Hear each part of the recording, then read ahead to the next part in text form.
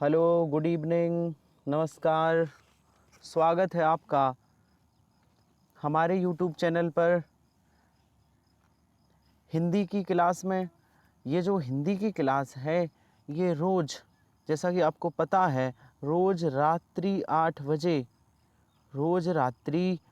बजे हम ये हिंदी की क्लास लेकर आते हैं, जो स्पेशली यूपी पुलिस के लिए है, उत्तर प्रदेश पुलिस वालों के लिए ये क्लास है। रोज़ 8 बजे लेकर आते हैं, पुलिस वालों के लिए है। कितने प्रश्न लेकर आते हैं? 37 प्रश्न लेकर आते हैं, क्योंकि उत्तर प्रदेश पुलिस में 37 प्रश्न ही पूछे जाते हैं। हिंदी में कितने प्रश्न पूछे जाते हैं? 37 प्रश्न हिंदी के, इसलिए हम आपके समक्ष 37 प्रश्न लेकर आते हैं। आइए बिना समय गवाए हम लोग अपनी क्लास को आरंभ करते हैं, स्टार्ट करते हैं। हमारी क्लास का आज के मॉडल पेपर का आज की क्लास का पहला प्रश्न क्या कहता है? पहला प्रश्न है कि निम्न में 4 विकल्पों में से उस सही विकल्प का चयन करें जो अशुद्ध वाक्य के रूप का सबसे अच्छा है। मैंने गांव जाना है, तो इसका शुद्ध रूप बताइए, कौन सा वाला सही होगा? बताइए। मैं गांव जाना है, मुझे गांव जाना है, मेरे को गांव जाना है। तो मुझे क्या होगा सही? मुझे गांव जाना है। क्या सही होगा? मुझे गांव जाना है। आइए आगे चलते हैं। एक मिनट, वहीं पे प्रश्न है, आगे चलते हैं। आगे यही है प्रश्नों की संख्या। देखिए 100 अगला प्रश्न है। इसमें प्रश्न नंबर 115 भले ही पड़ा हो, पर हम लोगों का ये प्रश्न दूसरा है। छंद में प्रयुक्त अक्षर को क्या कहते हैं? छंद में जो प्रयुक्त अक्षर होता है उसे क्या कहते हैं? उसे वर्ड कहते हैं। छंद में प्रयोग होने वाले अक्षर को वर्ड कहते हैं। आइए आगे बढ़ते हैं। हमारा अगला प्रश्न है। अगला प्रश्न क्या कहता है? निम्नलिखित में 4 विकल्पों में से उस विकल्प का चयन करें जो दिए गए मुहावरे का सही अर्थ वाला विकल्प हो। बताइए। लोहा मानना। लोहा मानना का अर्थ क्या है? लोहा मानना का अर्थ है प्रभाव मानना। लोहा मानने का मतलब है प्रभाव मानना। अगले प्रश्न पे चलते हैं। हमारा अगला प्रश्न है, रसों का राजा किस रस को माना जाता है? किस रस को कहा जाता है रसों का राजा? तो रसों का राजा कौन है? श्रृंगार रस। रसों का राजा कौन है? श्रृंगार रस। अच्छा, पूछा जाए कि श्रृंगार रस का स्थायी भाव क्या होता है? बताना है रति। पूछा जाए रसों के कितने भेद होते हैं? बोलना है 9 भेद होते हैं। कुल कितने भेद? अगर वात्सल रस को और भक्ति रस को भी मिला दिया जाए तो रसों के कुल 11 भेद। वैसे सामान्यतः 9 भेद होते हैं। आइए आगे चलते हैं। हमारा अगला प्रश्न है। हमारा अगला प्रश्न क्या कहता है? हमारा अगला प्रश्न देखिए। अगला प्रश्न नंबर कहाँ तक हुए हैं एक बार हम चेक कर लेते हैं। 117, ठीक है। 118। आगे बढ़ते हैं। हमारा प्रश्न है, प्रश्न को पढ़िए। निम्नलिखित में से 4 विकल्पों में से उस सही विकल्प का चयन करें। निर्देशानुसार वाक्य में परिवर्तन वाले विकल्प है। आप इस किताब को पढ़ें, ये कर्मवाच्य है। अब कर्मवाच्य में ही वाक्य होना चाहिए और शुद्ध भी हो, तो कौन सा वाक्य होगा? इस किताब को आपके द्वारा पढ़ा गया। क्या यह कर्मवाच्य वाक्य है? बिल्कुल है। आगे और पढ़ लेते हैं। क्या आपने, ये कर्मवाच्य नहीं है, तो प्रश्नवाचक है। यह किताब आपके द्वारा पढ़ी गई, ये ठीक नहीं है। ये आपने यह किताब पढ़ी, यहाँ तो बदल गया। इस किताब को आपके द्वारा पढ़ा गया, ये वाक्य सही है। इस वाक्य को ऐसे भी लिखा जा सकता है, जो वाक्य विकल्प ए में लिखा है इसका परिवर्तित रूप ये भी हो सकता है। आंसर सही होगा ए। आगे चलते हैं। हमारा अगला प्रश्न है, किसी के द्वारा कहे गए वचनों को ज्यों का त्यों लिखने के लिए किस चिन्ह का प्रयोग होता है? किसी ने कोई बाणी बोली है, किसी ने कोई कथन बोला है, किसी ने कोई स्टेटमेंट बोला है, तो उसके यदि बयान को लिखना है, उसकी कही गई बातों को ज्यों का त्यों लिखना है, तो हिंदी के व्याकरण के नियम के अनुसार कौन से विराम चिन्ह का प्रयोग होगा? अर्धविराम, अर्धविराम का प्रयोग होगा। अगर पूछा जाए हिंदी में विराम चिन्हों की संख्या कितनी है? 20। सबसे ज़्यादा प्रयोग होने वाला विराम चिन्ह कौन सा है? अल्प विराम, अल्प विराम। लेकिन इस प्रश्न के अनुसार कौन सा आंसर होगा? डी, अर्धविराम। आइए आगे चलते हैं। हमारा अगला प्रश्न है, अगला प्रश्न क्या कहता है? सही समास वाला विकल्प चुनिए। चंद्रशेखर, बताइए चंद्रशेखर का समास विग्रह पहचानिए। चंद्र है शिखर पर जिसके, चंद्र है जिसका नाम चंद्र के समान है जो, चंद्र के जैसा है जो। तो कौन सा सही होगा? चंद्र है शिखर पर जिसके, चंद्र है शिखर पर जिसके। आइए आगे चलते हैं। हमारा अगला प्रश्न है, हमारा अगला प्रश्न कौन सा है? हमारा अगला प्रश्न क्या कहता है कि दिए गए निर्देश हैं उनमें से विकल्प का चयन करें, जो शब्द वाक्य सबसे अच्छा है उसका विकल्प चुनें। जिसका उत्साह नष्ट हो गया हो, वाक्यांश के लिए एक शब्द, जिसका उत्साह नष्ट हो गया हो उसे क्या कहेंगे? हतोत्साहित। भैया इसका मनोबल डाउन हो गया, डिमोटिवेट हो गया, हतोत्साहित। आइए आगे बढ़ते हैं। हमारा अगला प्रश्न क्या है? आइए आगे चलते हैं। हमारा अगला प्रश्न है, निम्नलिखित में से 4 विकल्प दिए गए जिनमें से एक शब्द के अनेकार्थी शब्द एक का एक अर्थ है, उस शब्द को चुनें। अनेकार्थी शब्द का एक अर्थ है, उस शब्द को चुनें। जलज, जलज का कौन सा होगा? जलज, तो जलज मीन्स होता है जल में लेने वाली, तो मछली को भी कहते हैं, ये अनेकार्थी है जलज। हाथी को जलज नहीं कहेंगे, चतुर को नहीं कहेंगे, जाज को नहीं कहेंगे, मछली आंसर सही होगा जलज। वैसे तो कमल का पर्यायवाची है, यहाँ अनेकार्थी पूछ रहा है तो मछली का अनेकार्थी हो जाएगा जलज। आगे बढ़ते हैं। हमारा अगला प्रश्न है, अगला प्रश्न क्या कहता है? पूर्वकालिक क्रिया, ध्यान से पढ़िए। कह रहा है कि उस सही विकल्प का चयन करें, निम्न वाक्य का पूर्वकालिक क्रिया परिवर्तन वाक्य बताता है। ये वाक्य है, क्या वाक्य है? बच्चों ने गृह कार्य किया, वे खेलने लग गए। ये एक वाक्य है, इसे पूर्वकालिक क्रिया में बदलना है। पूर्वकालिक क्रिया क्या होती है? एक काम के समाप्त होते ही दूसरा कार्य आरंभ हो जाए, दूसरा कार्य आरंभ हो जाए, वहाँ पर पूर्वकालिक क्रिया है। एक कार्य समाप्त हो और दूसरा आरंभ हो जाए। जैसे यहाँ कहाँ है? एक कार्य समाप्त हो और दूसरा आरंभ हो जाए, तो ये कौन सा वाला विकल्प है? एक बार देखो, ये विकल्प सही होगा। देखिए, बच्चे गृह कार्य करके खेलने लगे, ये है पूर्वकालिक क्रिया। बच्चे गृह कार्य करके, जैसे मैं ऐसे कहूँ वह चलकर आया, मैं कहूँ जैसे वह पढ़कर सो गया, ये सब में पूर्वकालिक क्रिया है। एक कार्य समाप्त होने के बाद दूसरा कार्य आरंभ हो, वहाँ होती है पूर्वकालिक क्रिया। आइए आगे चलते हैं। हमारा अगला प्रश्न है, निम्नलिखित प्रश्न में 4 विकल्प में से रेखांकित पद उचित कारक पहचानिए।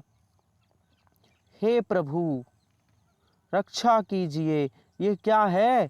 तो हे, ओ, अरे, ये क्या है? ये संबोधन है, संबोधन कारक, ये सबको पता है। कारक पूछा जाए कारक के कितने भेद होते हैं, बताना है कारक के 8 भेद होते हैं। आइए अगले प्रश्न पर चलते हैं। हमारा अगला प्रश्न है, निम्नलिखित में से 4 विकल्प में उस सही विकल्प का चयन करें जो निर्देश अनुसार वाक् परिवर्तन वाला विकल्प है। बच्चों ने खेल खेला, इसे भविष्य काल में बनाइए। तो क्या बच्चे खेल खेल चुके ये भविष्य काल है? नहीं, गलत है। बच्चे खेल रहे हैं, ये भी गलत है। बच्चे खेल चुके होंगे, ये भी गलत है।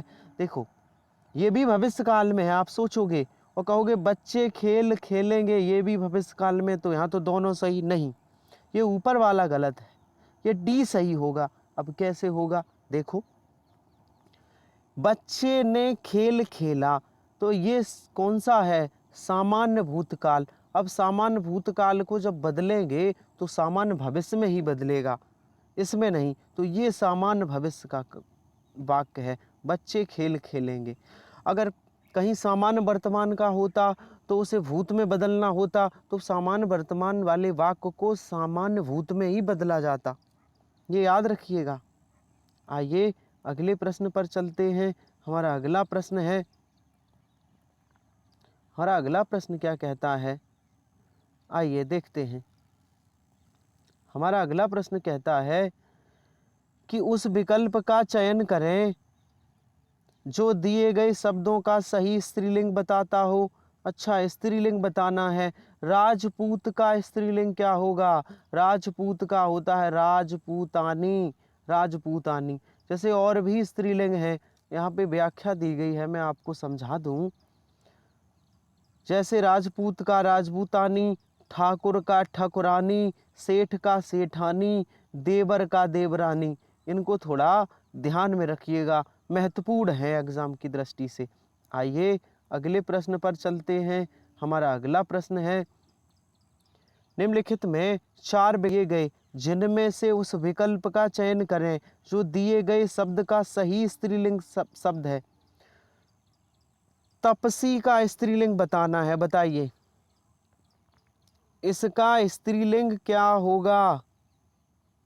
तपसी का स्त्रीलिंग होता है तपस्वनी। और कौन सा तपस्वनी? विकल्प ए वाला आंसर होगा, तपस्वनी। तपसी का होता है तपस्वनी। आइए अगले प्रश्न पर चलते हैं। हमारा अगला प्रश्न है, नीचे दिए गए शब्दों का बहुवचन रूप वाला विकल्प पहचानिए। तलवार का बहुवचन बनाना है, तो तलवार का क्या हो जाएगा? तलवारें। अब 2 विकल्प हैं, एक ये और एक ये, तो कौन सा वाला तलवारें? ये वाला। आंसर सही होगा ए। आगे बढ़ते हैं। हमारा अगला प्रश्न है, अगला प्रश्न क्या कहता है, हरस्व व दीर्घ इनमें से किसके प्रकार हैं? हरस्व और दीर्घ क्या है? ये स्वर हैं, ये स्वर के प्रकार हैं। स्वर के कुल 3, स्वर के मुख्य 3 तथा कुल 4 भेद होते हैं। हरस्व स्वर, दीर्घ स्वर, संयुक्त स्वर, प्लुत स्वर। तो हरस्व और दीर्घ ये किसके प्रकार हैं? ये स्वर के प्रकार हैं, ये स्वर के भेद हैं। आइए आगे चलते हैं। हमारा अगला प्रश्न है, अगला प्रश्न क्या कहता है, पहुंचते हैं। अगला प्रश्न कहता है, दी गई जोड़ियों में कौन सी जोड़ी सही संज्ञा व उससे बने वाले विशेषण शब्द की है? सही संज्ञा और विशेषण हो। पक्ष का पाक्षिक, ये संज्ञा है पक्ष, और इससे बना पाक्षिक विशेषण है, यही विकल्प सही होगा। प्रेम, प्यार, ये सिर्फ संज्ञा है। स्वर्ण, सोना, ये भी संज्ञा है। सुख, दुख, ये दोनों संज्ञाएं हैं। लेकिन पहले विकल्प में, ये जो पहला विकल्प है, इसमें एक पद संज्ञा है, ये वाला पक्ष, और पाक्षिक ये विशेषण है, पक्ष से बना पाक्षिक विशेषण। आइए आगे चलते हैं। हमारा अगला प्रश्न है, सर्वनाम वाले वाक्यों में लिंग का पता किससे चलता है? कैसे पता करोगे सर्वनाम वाले वाक्यों में? बताइए लिंग का पता कैसे चलता है? तो क्रिया के आधार पे। सर्वनाम वाला कोई वाक्य है तो क्रिया के आधार पर लिंग का पता चलता है। कैसे? जैसे मैं कहूँ, मैं समझा दूँ आपको, वह घर जाता है। हमने वाक्य लिखा वह घर जाता है। अब एक बात बताओ, क्रिया है ना, जाता है किसमें क्रिया है, तो आपको पता चल गया, और वाक्य में वह सर्वनाम है, तो पता चल गया कि क्रिया से पता चला कि वह का लिंग क्या है, इस सर्वनाम का लिंग क्या है, स्त्रीलिंग है कि पुल्लिंग। तो क्रिया जाता है, तो क्रिया के माध्यम से पता चला ये वह पुल्लिंग का काम कर रहा है। और यहीं पे मैं कह दूं वह जाती है, तो क्रिया से ही पता चल रहा है कि अब ये वह क्या हो गया, स्त्रीलिंग हो गया। इसलिए सर्वनाम वाले वाक्यों में लिंग का पता किससे किया जाता है, क्रिया से, क्रिया से। उम्मीद करते हैं ये प्रश्न आपको अच्छे से समझ आया होगा। क्रिया से आगे बढ़ते हैं। हमारा अगला प्रश्न है, जायसी द्वारा रचित प्रसिद्ध रचना कौन सी है। मलिक मोहम्मद जायसी पूरा नाम है। कौन सी रचना लिखी है, पद्मावत लिखी है इन्होंने, पद्मावत। आगे बढ़ते हैं, भारत दुर्दशा किस प्रसिद्ध लेखक द्वारा रचित उपन्यास है। ये तो हमने बचपन से पढ़ा है किताबों में। भारत दुर्दशा किसने लिखी है, भारतेंदु हरिश्चंद्र ने, भारतेंदु हरिश्चंद्र। आइए आगे चलते हैं। हमारा अगला प्रश्न है, हमारा अगला प्रश्न क्या कहता है कि नीचे दी गई रचनाएं, जो नीचे रचनाएं दी गई हैं ये किस कवि की हैं। चिदम्बरा, उत्तर कला और बूढ़ा चांद पल्लव, ये किसकी रचनाएं हैं, ये सबको पता है, ये सुमित्रा नंदन पंत की हैं। एक बात और ध्यान रखिए, हिंदी साहित्य में ज्ञानपीठ पुरस्कार प्राप्त करने वाले पहले व्यक्ति थे सुमित्रा नंदन पंत, जिन्हें चिदम्बरा के लिए ज्ञानपीठ पुरस्कार मिला था 1968 ईस्वी में, 1968 में। आइए आगे चलते हैं। हमारा अगला प्रश्न है, हमारा अगला प्रश्न क्या कहता है, सर्वेश्वर दयाल सक्सेना को किस रचना के लिए साहित्य अकादमी पुरस्कार मिला। सर्वेश्वर दयाल सक्सेना, इन्हें मिला है खूंटियों पर टंगे लोग, खूंटियों पर टंगे लोग। आइए आगे चलते हैं। हमारा अगला प्रश्न है, अब गद्यांश दिए गए हैं 37 से 137 से 41 तक इस गद्यांश से संबंधित प्रश्न है। आइए गद्यांश को पढ़ते हैं। गद्यांश हमने कई बार कहा है ये थोड़ा बोरिंग ज़रूर है, लेकिन अभ्यास अभी से नहीं करोगे तो एग्ज़ाम में घबराहट। 5 नंबर का सवाल है, ज़रूर आप प्रैक्टिस करिएगा, मेरी आपको पर्सनल सलाह है। आइए पढ़ते हैं, नहीं तो जब एग्ज़ाम पास में होता है फिर दिक्कत होती है, और हम इस फ्री के नंबर है और इस गद्यांश से हम प्रश्न गलत कर बैठते हैं। पढ़िए, लगभग 5 शताब्दी पूर्व पुर्तगाली इतिहासकार डोमिंग पेस ने हम्पी को स्वप्नों की नगरी कहा था। यह संगम वंश के शासकों की राजधानी थी, जिन्होंने 1336 में प्राचीन हम्पी निर्माण स्थल पर विजयनगर साम्राज्य की नींव रखी थी। तो विजयनगर साम्राज्य की नींव कब रखी गई थी, 1336 में। प्रश्न बनने के चांस हैं, ध्यान से पढ़ना। लेकिन वह कृष्णदेव राय 1509 से 1529 थे, जिन्होंने भव्य महल और मंदिरों से राजधानी को अलंकृत किया, राजधानी को सजा दिया, और विजयनगर साम्राज्य की सीमाओं को दूर दूर तक फैलाया, जिससे वह दक्षिण भारत का सर्वाधिक शक्तिशाली हिंदू राज्य बना। परंतु इस साम्राज्य की शक्ति का पतन पड़ोसी बहमई राज्यों के संघ के 1565 में संयुक्त आक्रमण से आरंभ हुआ था। इस विजयनगर साम्राज्य को परास्त करके नष्ट कर दिया गया। यह उस साम्राज्य का दुखद अंत था जो कभी अरब सागर से बंगाल की खाड़ी और दक्कन के पठार से भारतीय प्रायद्वीप तक फैला था। विजयनगर के भग्नाशेष एक दूसरी पर टंगी विशाल चट्टान की निर्जन दृश्यावली के बीच फैले दक्षिण भारत के राजनीतिक परिदृश्य में अपने उदय से पूर्व हम्पी कई शताब्दियों और एक प्रख्यात पावन स्थल था। रामायण में जैसा वर्णित है यह वाली शासित क्षेत्र किष्किंधा का एक भाग। आगे देखते हैं, थोड़ा सा और बचा होगा। किष्किंधा का एक भाग, किष्किंधा का एक भाग था। इस स्थान में बाली और सुग्रीव, हनुमान, राम, सीता, लक्ष्मण से जुड़ी अनेक घटनाएं घटी। तुंगभद्रा नदी के पार स्थित वर्तमान एनगोडी दुर्ग इस वानर साम्राज्य का प्रमुख केंद्र था। आगे बढ़ते हैं। हम्पी के चट्टान पर्वत जैसे हेमकूट पर्वत, मतंग पर्वत और माल्यावत पर्वत का उल्लेख रामायण में मिलता है।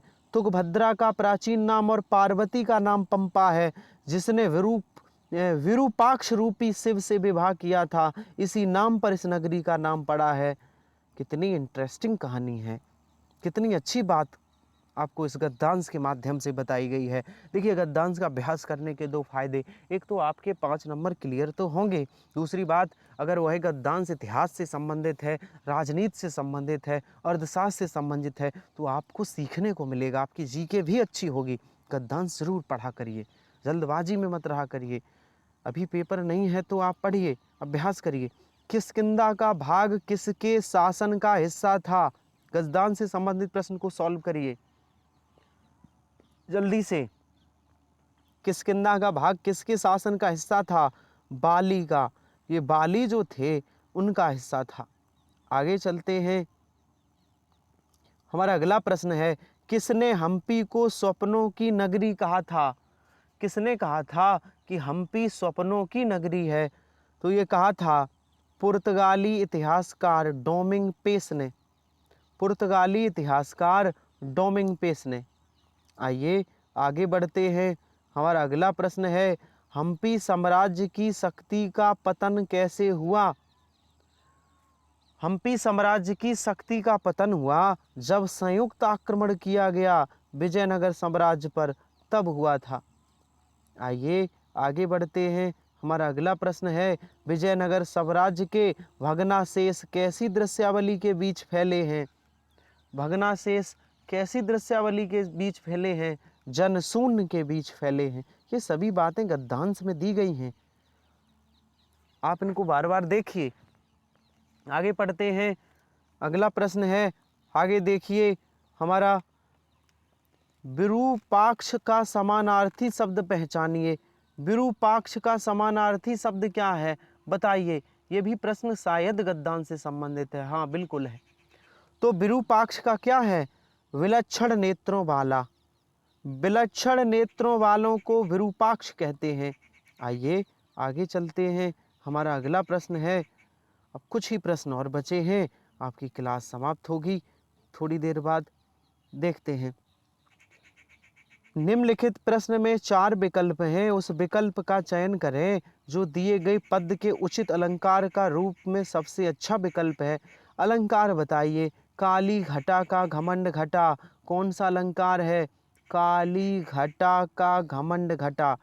जहाँ पर 2 शब्द, 2 या 2 से अधिक शब्द हों और अर्थ अलग अलग हों, वहाँ कौन सा अलंकार होगा? यमक अलंकार।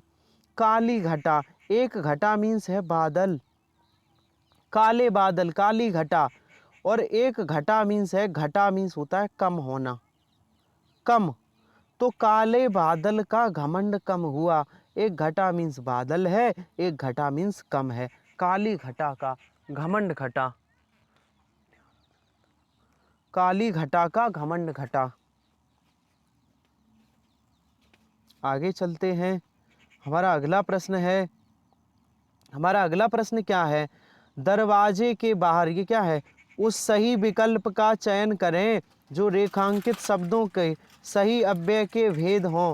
दरवाजे के बाहर कोई खड़ा है। ध्यान से सुनिए, ये अव्यय अगर आपने पढ़े हों, ये संबंध को बताता है।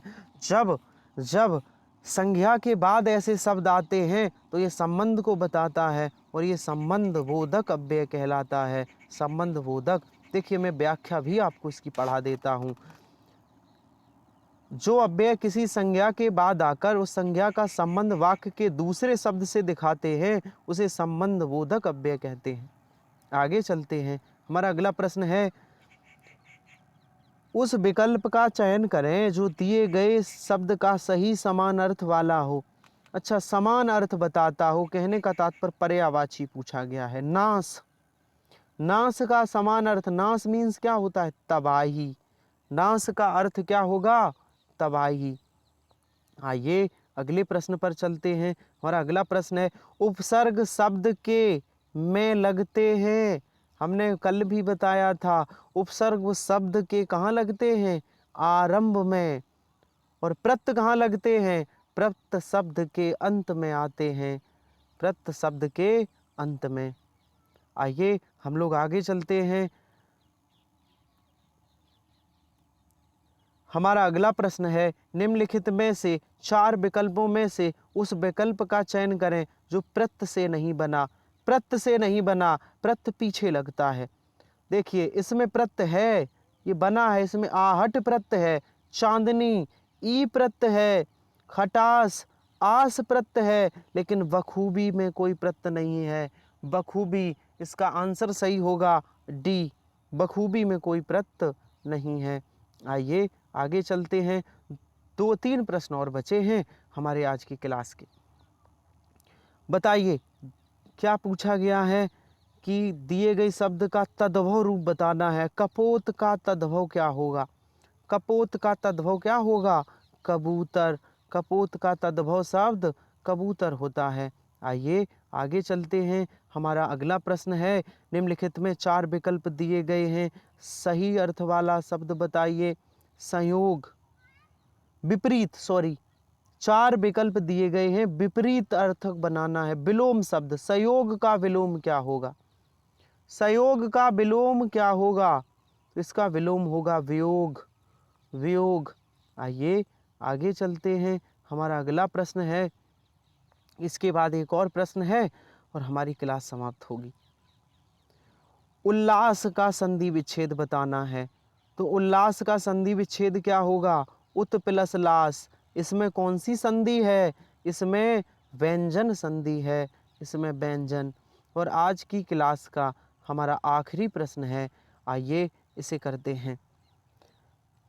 विकल्प का चयन करें जो शब्द का सबसे अच्छा विकल्प है। सबसे अच्छा, पतन मीन्स क्या होता है? पतन मीन्स, पतन का मतलब बताना है। पतन मीन्स होता है गिरना।